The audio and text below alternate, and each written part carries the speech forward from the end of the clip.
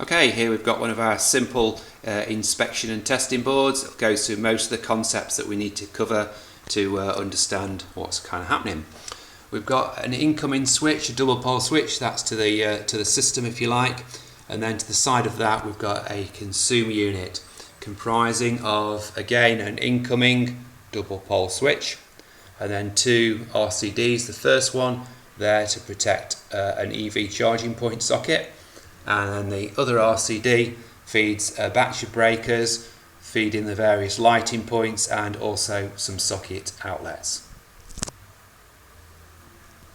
Moving down onto the final circuits.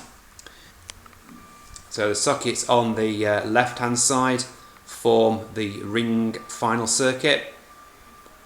Bottom right we have a socket feeding the radial circuit, and then we have two separate lighting circuits.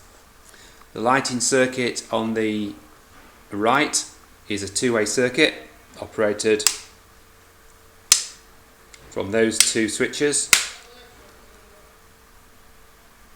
and then the lighting circuit, the one-way lighting circuit, is switched down here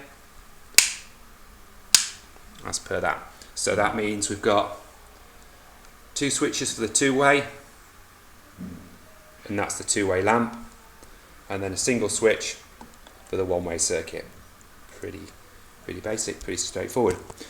So we can see here we've got a water pipe, and that's got a main protective bonding conductor connected to it, and that in turn will be connected into the MET in the consumer unit. And then just for completeness, across on the side, this is where we've got our electric vehicle charging point, and down the bottom is where the earth electrode is fitted for this specific socket. So that's the circuit that's fed in a bit of armoured onto our consumer unit. Also note, we've got a consumer unit chart. These are classed as security cabins. The method in my madness behind that is because the enclosures are not metal, which you would expect in a domestic, but in this instance plastic is still an acceptable method.